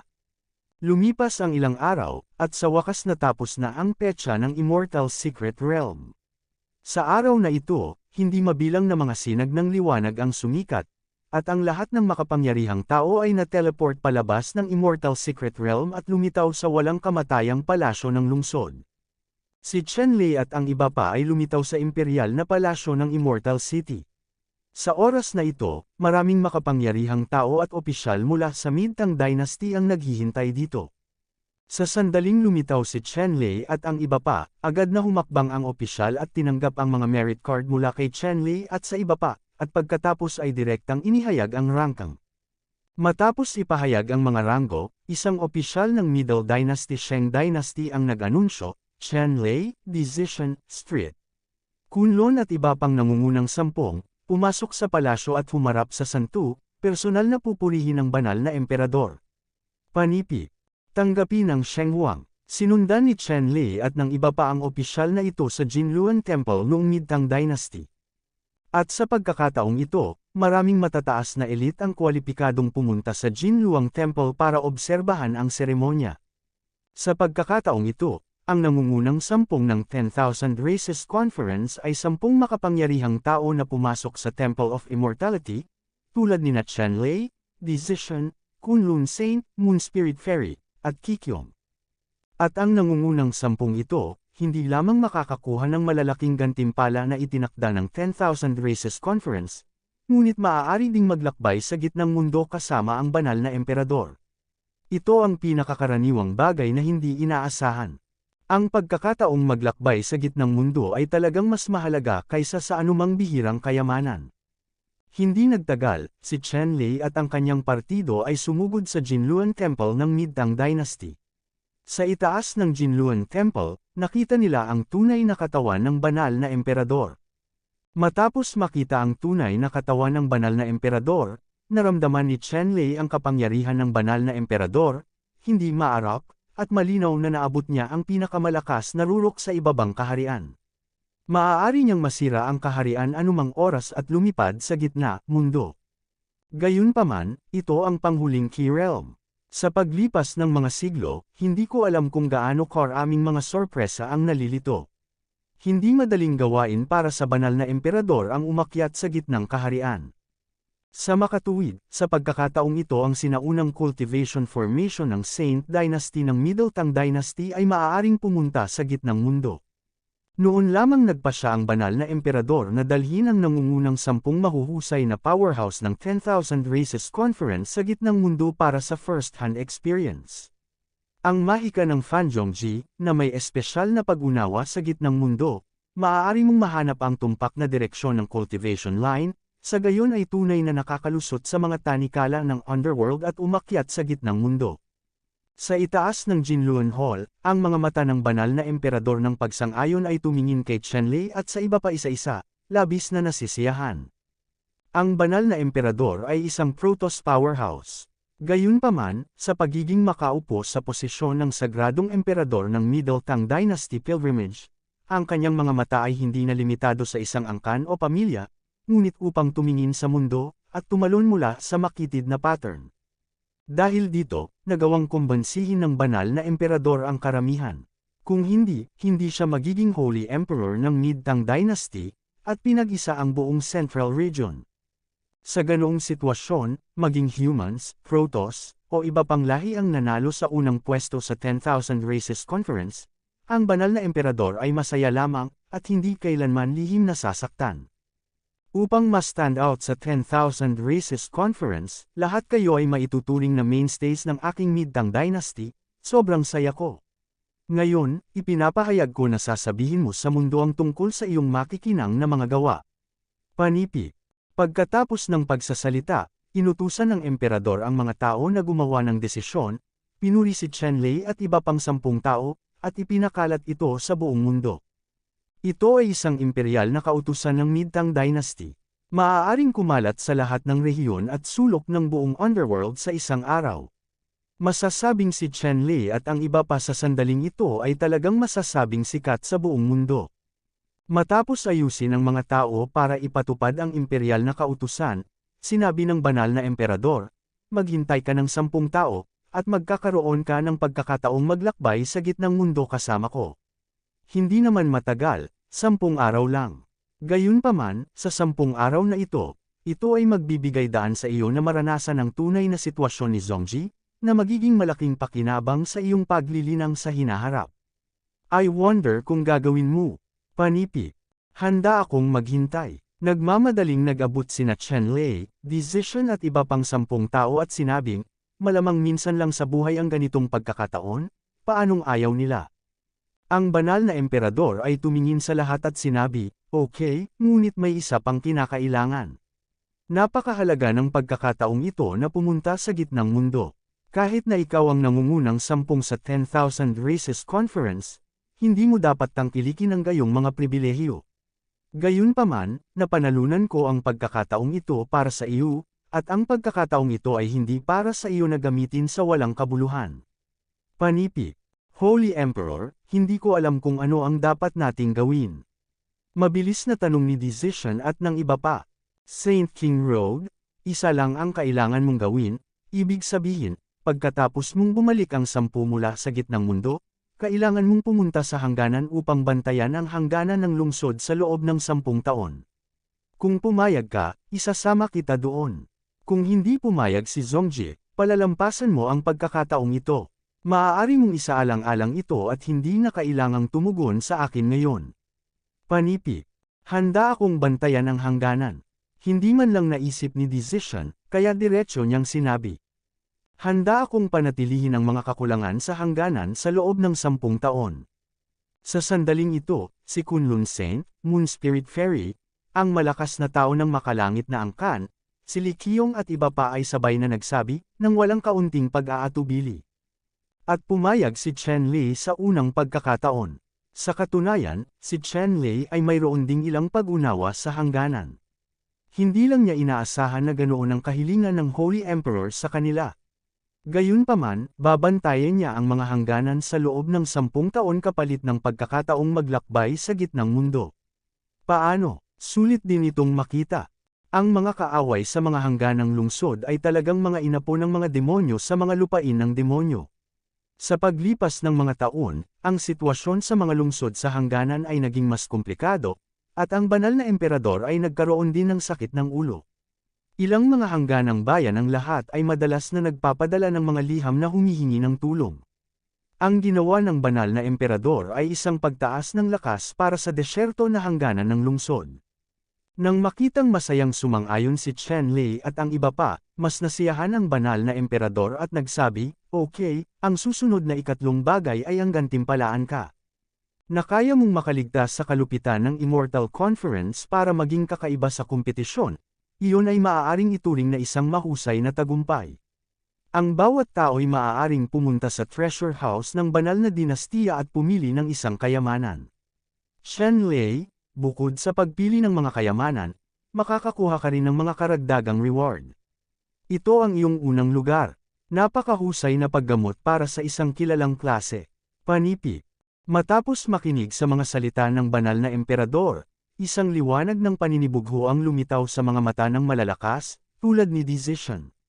Ang dagdag na reward na ito ay masasabing mas mahalaga, ngunit si Chen Lei lang ang nakakaalam kung ano ang dagdag na reward na ito.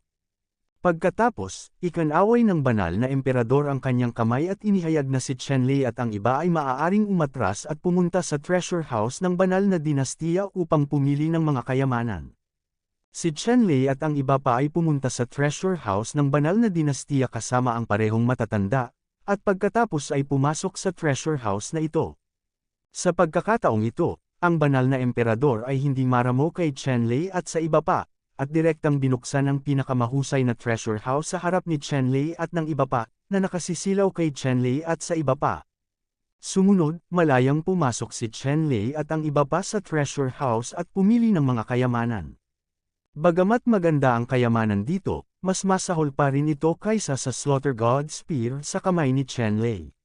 Sa makatuwid, para sa mga pangkalahatang kayamanang ito, si Chen Lei ay talagang walang gusto sa kanila sa ngayon. Biglang lumitaw ang isang kalawang na battle suit sa harap ni Chen Lei, na umaakit sa atensyon ni Chen Lei. Ang kalawang na battle suit na ito ay nabahira ng dugo at nagkaroon ng kaunting pinsala dito. Masyadong hindi mahalata, ngunit ramdam ni Chen Lei ang nakakatakot na masamang enerhiya na nilalaman ng kalawang na bakal na suit na ito. Ang ganitong uri ng nakakatakot na aura, maging si Chen Lei ay nakaramdam ng pagkagulat. Ang bakal na suit na ito ay tiyak na isinuot ng pinakamalakas, at dumaan sa daan-daang labanan sa larangan ng digmaan. Walang paraan upang patayin ang kalaban na ipon. Sa templo ng kawalang kamatayan, minsan niyang pinatay ang isang inapo ng demonyo. Ang demonyong sibat ng inapo ng demonyong ito ay naglalaman ng isang malakas na shachi dito.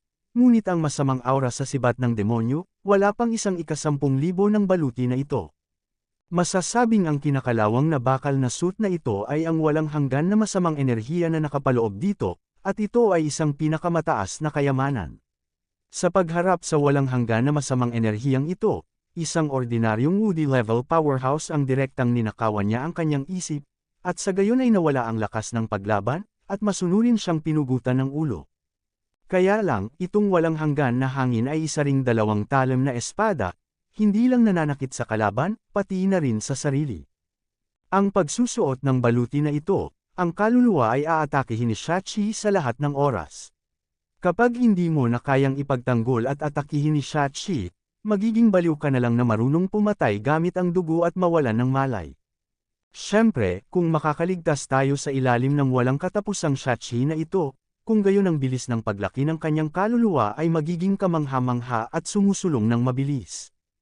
Ang masamang enerhiyang ito ay parehong mapanganib at kapaki-pakinabang, depende sa kung paano ito ginagamit. Hindi na makalakad si Chen Lei matapos makita ang kalawang na baluti na ito. Ang walang hanggan na masamang espiritong ito ay maaaring nakakapinsala sa iba, ngunit sa kanya, hindi ito nagdudulot ng anumang pinsala.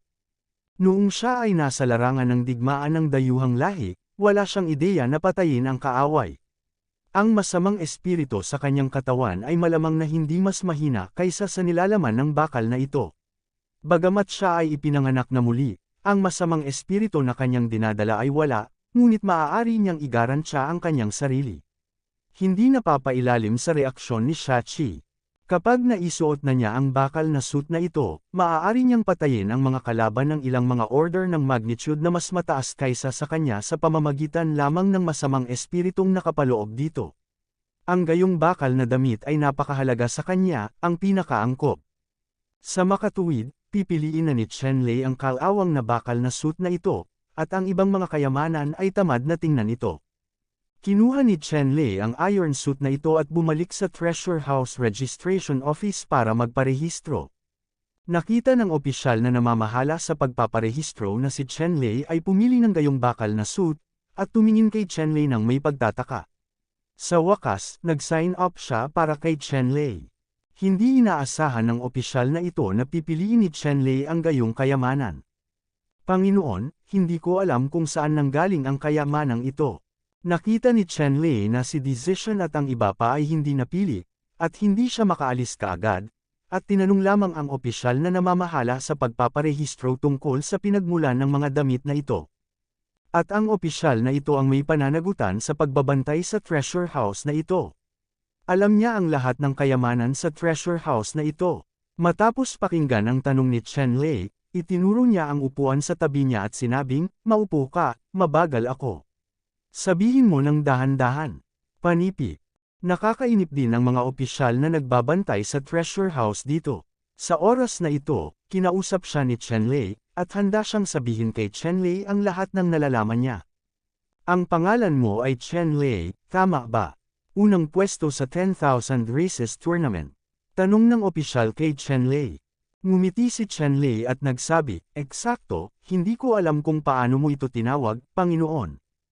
Ang apelyido ko ay Chen din. Ilang taon ka na? Pwede mo akong tawaging Kuya Chen." Ngumiti si Chenlei at nagsabi, "Tatawagan kitang Mr. Chen." Ngumiti si Mr. Chen at sinabing, "Kung gusto mo."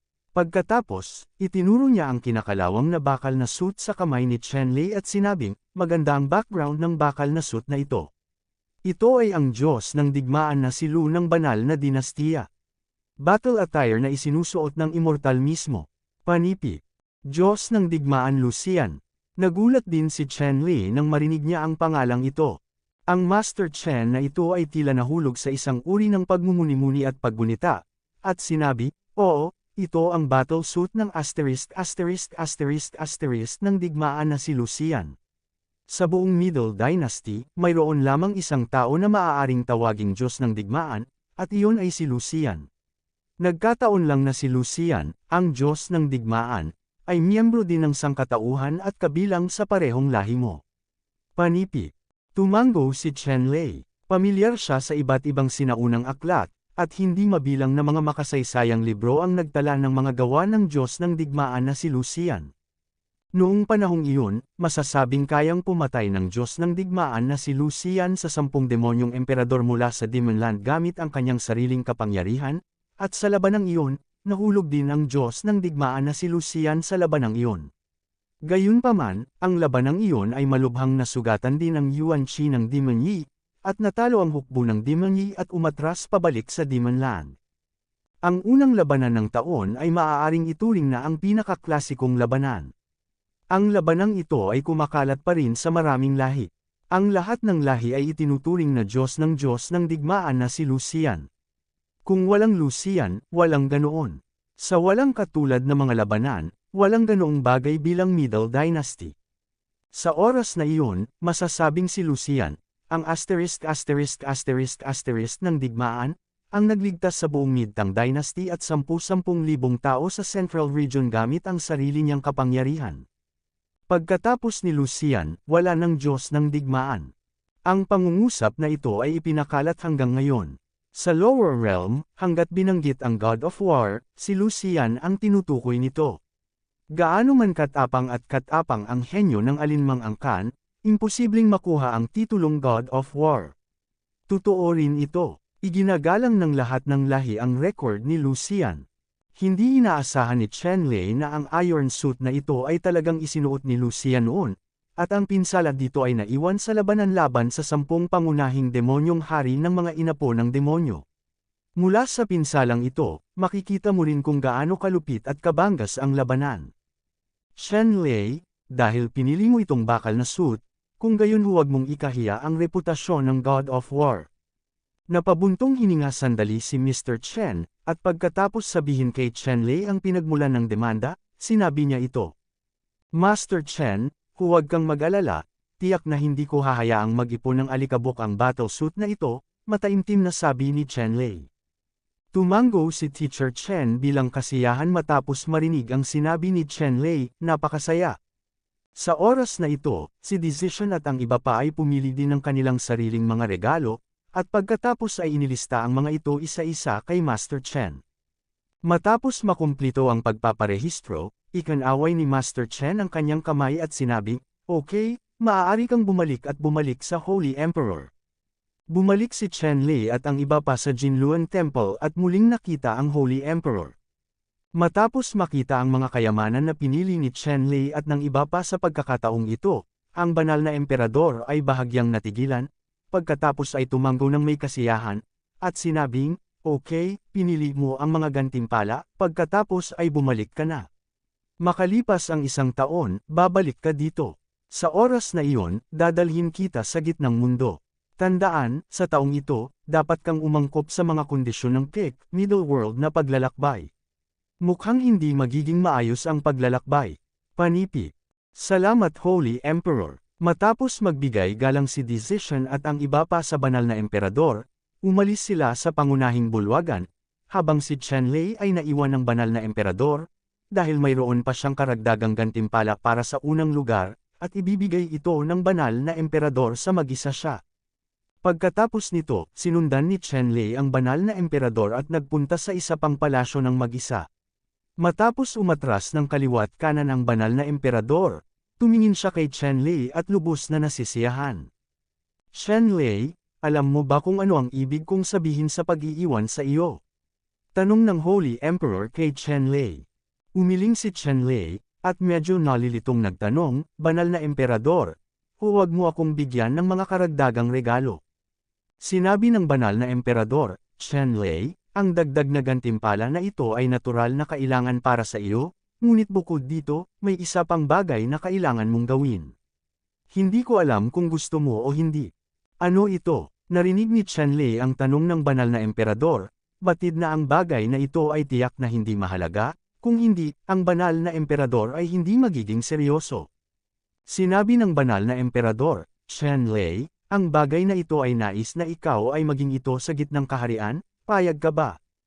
Ano ba GZ? Pagkatapos makinig sa banal na emperador, tinanong ni Chen Lei ang banal na emperador. Sinabi ng banal na emperador, Chen Lei, alam mo ba na ang mababang kaharian na ito ay binubuo rin ng hindi mabilang na maliliit na mundo? Sinabi ni Chen Lei, alam ko ito ng natural. Tungkol sa komposisyon ng mundong ito, ang kasalukuyang Chen Lei ay talagang higit na alam kaysa sa karaniwang powerhouse. Tulad ng para sa gitnang mundo, sa itaas na mundo, o kahit sa mundo ng mga espiritu, si Chen Lei ay hindi kailanman nakipag-ugnayan dito, kaya hindi niya ito kilala. Ngunit ang underworld na ito, sa kanyang huling buhay, ginalugad niya ang 12 ng maliliit na mundo, natural na alam na ang underworld ay talagang hindi lamang ang gitnang mundo. Binubuo ang domain na ito ng hindi mabilang na maliliit na mundo, ngunit ang gitnang domain ay ang sentro ng buong mababang kaharian. Mabuti kung alam mo, at nailigtas ako nito ng maraming problema. Ang buong mababang kaharian ay binubuo ng hindi mabilang na maliliit na mundo, at ang maliliit na mundong ito ay nag-iiba-iba sa lakas. Ang ilang maliliit na mundo ay mahina at hindi kasing ganda ng isang rehiyon sa gitna. Ang lupain, at ilang maliliit na mundo, ay makapangyarihan at makapangyarihan. Kung ikukumpara sa gitnang domain, hindi sila ganoon kalala. Mayroong higit sa 100 tulad maliit na mundo. Ang gitnang domain ay ang sentro ng mas mababang kaharian, ang pinakamataas. Espiritual na lupain, bawat maliit na mundo ay may ambisyon na maging master ng middle domain, at gustong maging master ng middle domain. Nang sabihin ito ng banal na emperador, sinulyapan niya si Chen Lei. Tumingin si Chen Lei sa banal na emperador at sinabi, Banal na emperador, ano ang kinalaman nito sa akin? Sinabi ng banal na emperador, tama, ang gitnang domain na ito ay ang aking bayan. I have guarded the middle domain for 10 of thousands of years, and I have a hunch that in 50 years, I will surely advance to the middle domain at that time. Kung walang deterrence from me, siguradong aabutin ng ibang maliliit na mundo ang pagkakataong salakayin ang gitnang domain at sakupin ang domain middle. Sa makatuwid, gusto kong ikaw ay maging anak ng gitnang domain, ang susunod na banal na emperador, at bantayan ang gitnang domain. Panipi. Matapos marinig ang mga salita ng banal na emperador, sinabi ni Chen Lei, banal na emperador, ang responsibilidad na ito ay labis, natatakot akong mabigla ako. Sinabi ito ng banal na emperador, na halos katumbas ng ipagkatiwala ang buong Central Region kay Chen Lei, at si Chen Lei mismo ay walang ganoong malaking ambisyon na pamahalaan ang buong Central Region, at ayaw niyang matali. Sinabi ng banal na emperador, mayroon kang kakayahan, ngunit ayaw mong maging responsable, tama o mali. Nakita ng banal na emperador ang mga iniisip ni Chen Lei sa isang sulyap, at direktang sinabi. Si Chen Lei ay medyo napahiya sa banal na emperador, at direktang sinabi niya, banal na emperador, sanay na akong maging malaya at maluwag. Hindi ko talaga kaya ang balakid na ito. Sinabi ng banal na emperador, Chen Lei, kailangan mo pa ring isaalang-alang ang bagay na ito. Sa tingin mo ba ay maaari ka pa ring maging mahinahon kapag ang isa pang maliit na mundo ay umatake sa middle domain? Maaari kang maging komportable sa iyong sarili, ngunit ang iyong mga kamag-anak, mga kaibigan, at ang mga puwersang nasa likod nila, ano ang kanilang pakiramdam? Dapat mong malaman na kapag nawala ang Central Region, lahat ng nilalang sa buong Central Region ay hindi makakatakas. Papatayin sila ng ibang mundo, kahit hindi sila papatayin. Ipinatapon sa pagkaalipin, tiniis mo bang makita ang iyong mga kamag-anak, kaibigan at kamag-anak na pinugutan at inalipin? Panipi. Matapos pakinggan ang mga salita ng banal na emperador, bahagyang kumunat ang noo ni Chen Lei at nagsabi, banal na emperador, masasabi bang sa gitnang rehiyong ito, wala nang mas angkop na kandidato kaysa sa akin? Bagamat may tiyak na katotohanan ang mga salita ng banal na emperador, ayaw pa rin ni Chen Lei na gampanan ang ganoong kabigat na responsibilidad, at hindi niya inaako ang ganoong kabigat na responsibilidad sa kanyang nakaraang buhay. Sinabi ng banal na emperador, kung ikaw lang ang kandidato, sa palagay mo pipiliin kita. Bagamat nasa mabuting kalagayan ka, wala kang malakas na lakas para suportahan. Napakahirap maging sa mundo anak. Mamanahin mo ang banal na emperador sa hinaharap. Haharapin ko ang maraming paglaban, ngunit ang ibang malalakas na manlalaro ay magiging ganap na hindi epektibo. Hindi ako komportable. Panipi. Bumantong hininga si Chen Lei at sinabing, banal na emperador, hindi ko inaasahan na binibigyan mo ako ng labis na kahalagahan. Sinabi ng banal na hari, oo, ikaw lang ang tanging tao na makakakumbinsi sa akin, at wala na akong maraming oras para pumunta. Kung hindi, maaari pa rin akong mag-cultivate ng dahan-dahan, ngunit ngayon ay wala akong sapat na oras. Sinabi ni Chen Lei, banal na emperador, hindi mo ba nilinang ang GZ dati? Sinabi ng banal na hari, syempre, nilinang ko ito. Si Decision ay isa, ngunit ang kanyang potensyal ay mas mababa kaysa sa iyo, kaya sa huli ay pinili kita. Napakamot ng ulo si Chen Lei, at hindi ganoon kalakas ang pressure na ibinigay sa kanya ng mga salita ng Holy Emperor. Sa oras na ito, sinabi muli ng banal na emperador, Chen Lei, kahit na hindi mo iniisip ang iyong sarili, hindi mo ba iniisip ang iyong pamilya? Ikaw ay mula sa Xuanyuan Continent. Ang mga patakaran ng Xuanyuan Continent ay hindi kumpleto. Ang pamilya ay nasa Xuanyuan Continent, walang paraan upang linangin ang Great Perfection Realm ni Emperor Wu at umakyat sa Middle Realm. Kapag dumating ka sa gitna, maaari kang magkaroon ng pagkakataon na umakyat sa gitnang kaharian. Hindi mo sila hahayaang manatili sa kontinente ng Xuanyuan. Panipi.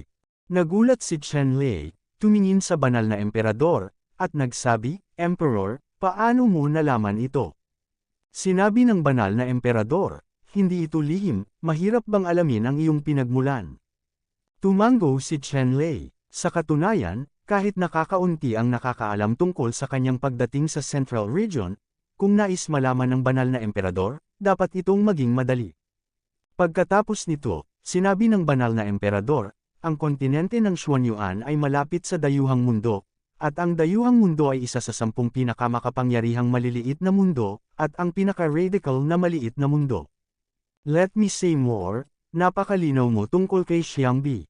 Kapag nalaman nilang umalis ako sa lower realm, siguradong sasalakayin nila ang middle realm, at kapag nalantad na ang mga pangil ng ibang realm, ang unang malas ay tiyak na Xuanyuan continent, o sa halip Xuanyu, ano sa palagay mo?